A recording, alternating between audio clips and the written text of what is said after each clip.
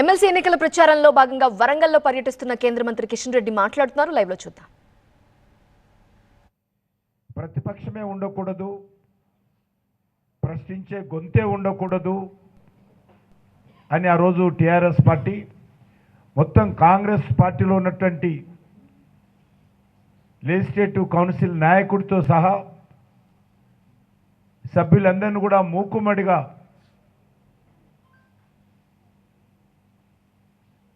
ఆ రోజు టిఆర్ఎస్లో చేర్చుకోవడం జరిగింది.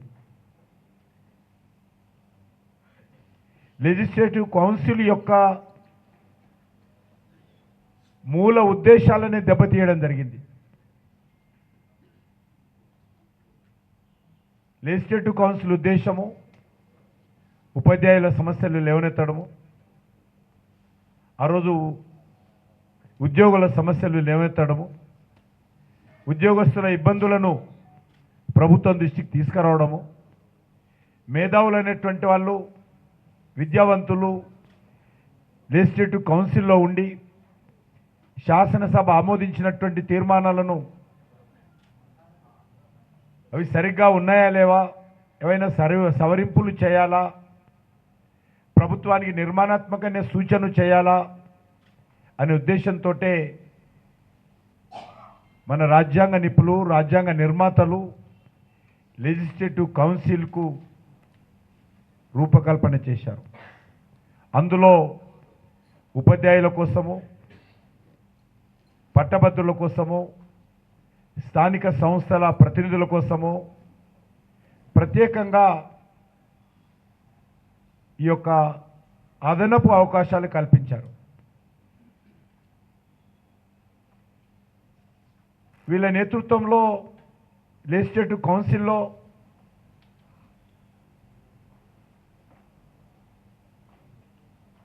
ఏదైనా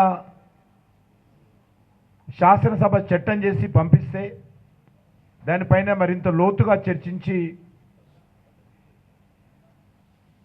దానిపైన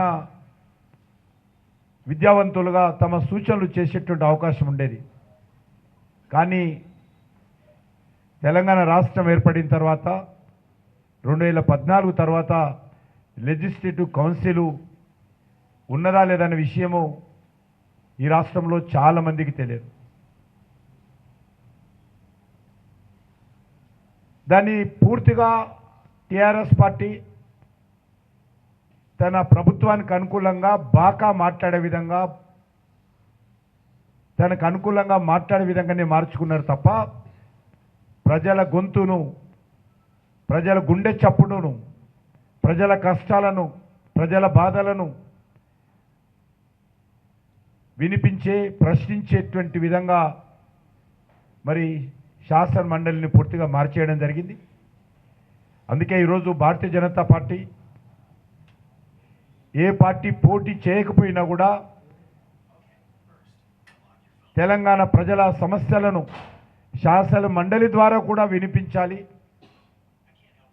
అనేటువంటి లక్ష్యంతో ఈరోజు ఈ యొక్క 3 స్థానాలకు మేము పోటీ చేస్తూ ఉన్నాం.